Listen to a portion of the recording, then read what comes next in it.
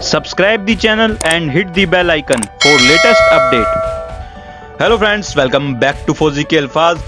आज के इस डिफेंस न्यूज के नेक्स्ट एपिसोड में हम बात करेंगे CPEC यानी कि चाइना पाकिस्तान इकोनॉमिक कॉरिडोर क्या है, यह महत्वपूर्ण क्यों है, भारत को क्यों सावधान रहना चाहिए और साथ ही साथ हम बात करेंगे CPEC में तालिबान क्यों दिलचस्पी जता रहा है। आई होप ये वीडियो आपके लिए यूजफुल रहेगी, तो चलिए शुरू करते हैं। Please follow our community on Telegram, Facebook and Instagram. Link in description box. Taliban ने CPEC यानी कि चाइना पाकिस्तान इकोनॉमिक कॉरिडोर में जताई दिलचस्पी।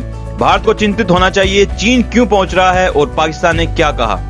तालिबान के प्रवक्ता जबीउल्लाह मुजाहिद ने कहा है कि समूह चीन पाकिस्तान आर्थिक गलियारे में शामिल होने की इच्छा करता है। यह सुझाव देने वाले रिपोर्ट के बीच कि ISI ने तालिबान के अफगानिस्तान के अधिग्रहण का समर्थन किया है। लेकिन इससे पहले कि हम जांच करें कि भारत को तालिबान के बयान के बारे में क्यों चिंतित होना चाहिए, आइए संक्षेप में जांच करें कि CPEC क्या है, चीन विद्रोह समूह तक क्यों पहुंच रहा है और पाकिस्तान ने क्या कहा। CPEC क्या है? CPEC China Pakistan economic corridor चीन की सबसे महत्वाकांक्षी परियोजना बेल्ट एंड रोड इनिशिएटिव का एक हिस्सा है, जिसका उद्देश्य दक्षिणी पूर्व एशिया के तटीय देशों में देश के ऐतिहासिक व्यापार मार्गों को नवीनीकृत करना है। 2015 में चीन ने चाइना पाकिस्तान इकोनॉमिक कॉरिडोर परियोजना की घोषणा की, जिसकी कीमत $46 बिलियन है। यह महत्वपूर्ण क्यों है? CPEC के साथ बीजिंग का लक्ष्य संयुक्त राज्य अमेरिका और भारत के प्रभाव का मुकाबला करने के लिए पाकिस्तान और मध्य और दक्षिणी एशिया में अपना प्रभाव का विस्तार करना है। CPEC पाकिस्तान के दक्षिणी गवादर बंदरगाह कराची से 626 किलोमीटर पश्चिम को अरब सागर पर बलूचिस्तान में चीन के पश्चिमी सिंजियांग क्षेत्र में जोड़ेगा। इनमें चीन और पश्चिमी एशिया के बीच संपर्क में सुधार के लिए सड़क, रेल और तेल पाइपलाइन लिंक बनाने की योजना भी शामिल है। तालिबान तक क्यों पहुंच रहा है चीन? ऐसे समय में जब तालिबान के अधिग्रहण के बाद भी दुनिया के नेता अफगानिस्तान के साथ राजनयिक संबंधों से थके हुए हैं, चीन ने आतंकवादी समूह के साथ अपना पहला राजनयिक संपर्क स्थापित किया है। इसका उद्देश्य अपनी महत्वाकांक्षी परियोजना चीन पाकिस्तान आर्थिक गलियारे को काबुल तक आगे बढ़ाना है। सूत्रों ने कहा है कि CPEC को आगे बढ़ाने के लिए चीन युद्धग्रस्त देश में प्रवेश करने के लिए पाकिस्तान का शोषण करने के अवसर तलाश रहा है। सूत्रों ने कहा है कि अफगानिस्तान में चीनी राजदूत वांग यू ने काबुल में कतर में तालिबान के राजनयिक कार्यालय के उप प्रमुख अब्दुल सलाम हनफी से मुलाकात की और प्रभावी संचार और परामर्श किया। बैठक के बाद बात करते हुए चीन विदेश मंत्रालय ने प्रवक्ता वांग वेनबिन से बीजिंग में एक वीडियो ब्रीफिंग में कहा, चीन अपने भविष्य और भाग्य पर अफगान लोगों के स्वतंत्र निर्णय का सम्मान करता है और अफगान के नेतृत्व में वाले और अफगान स्वामित्व वाले सिद्धांत के कार्यान्वयन का समर्थन करता है।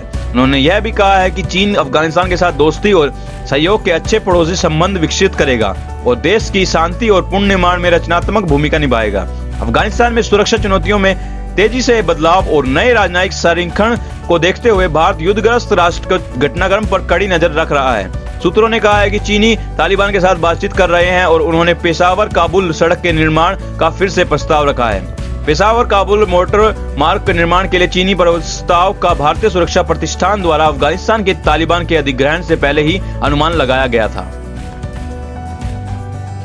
भारत को क्यों सावधान रहना चाहिए? यह संभव है कि तालिबान चीन का साथ देने के लिए बगराम एयरबेस को चीन को और कंधार बेस को ऑपरेशनल उद्देश्यों के लिए पाकिस्तान को सौंप देगा।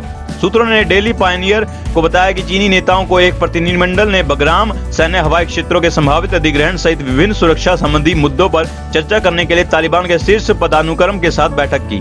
कंधार बेस सुरक्षा उद्देश्यों के लिए पाकिस्तान के कब्जे वाले कश्मीर के बेहतर कवरेज और भारत के साथ संघर्ष के समय में जम्मू और कश्मीर को लक्षित करने के लिए पाकिस्तान को एक परिचालन सैन्य बढ़त देगा। दूसरी ओर बगराम बेस बीजिंग का भारत का नियंत्रित करने के लिए एक अतिरिक्त एयरबेस देगा और चीन पाकिस्तान आर्थिक गलियारे में अपना निवेश को सुरक्षित करेगा। भारतीय वायुसेना प्रमुख air chief marshal RKS Bhadauria ने पिछले साल कहा था कि पाकिस्तान चीनी नीतियों में एक मोहरा बना रहा है और अमेरिका सेना के बाहर निकालने के बाद अफगानिस्तान में प्रवेश करने के लिए देश का इस्तेमाल कर सकता है। भदौरिया ने कहा है कि अफगानिस्तान से अमेरिका के बाहर निकलने से जिस क्षेत्र में चीन के लिए विकल्प खुलेंगे, दोनों प्रत्यक्ष और पाकिस्तान के माध्यम से उसे मध्य एशिया में प्रवेश करने की अनुमति देगा, एक ऐसे क्षेत्र जिसका वह लंबे समय से देख रहा है। क्या कहा पाकिस्तान ने? आंतरिक मंत्री शेख राशिद अहमद ने सोमवार को तालिबान की चीन पाकिस्तान आर्थिक गलियारे परियोजनाओं में अफगानिस्तान को शामिल करने की इच्छा का स्वागत किया और इसे एक उत्साहजनक संकेत करार दिया। उन्होंने एक संवाददाता सम्मेलन में कहा, चीन के बारे में तालिबान के विचार पाकिस्तान के समान हो तो अच्छा है। राशिद ने कहा कि सीपीसी देश की आर्थिक जीवन रेखा है। उन्होंने कहा, पाकिस्तान को चीन के साथ अपनी दोस्तों पर गर्व है और अगर तालिबान भी इसी तरह का विचार रखते हैं तो यह वास्तव में अच्छा है। अब बात करते हैं आज की टॉप हेडलाइंस के बारे में। नौसेना उप प्रमुख ने वायु गतिशीलता वाहन वरुण की प्रगति और गवाह उड़ान परीक्षणों की समीक्षा की। विदेश मंत्रालय ने पीओके से गुजरने वाली जम्मू और कश्मीर आर्थिक गलियारे के संदर्भ को खारिज किया। भारत में बनाए गए आर्टिफिशियल इंटेलिजेंस एल्गोरिथम द्वारा खोजे गए 60 संभावित रूप से रहने योग्य ग्रह। इंडियन कोस्ट गार्ड ने वेस्ट कोस्ट की समुद्री सुरक्षा के लिए मेड इन इंडिया हेलीकॉप्टर शामिल किए।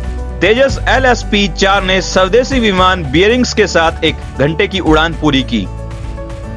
आज के इस डिफेंस न्यूज के एपिसोड में बस इतना ही। आई होप ये वीडियो आपके लिए यूजफुल रही होगी। I will see you in the next video. Take care and जय हिंद। Subscribe the channel and hit the bell icon for latest update.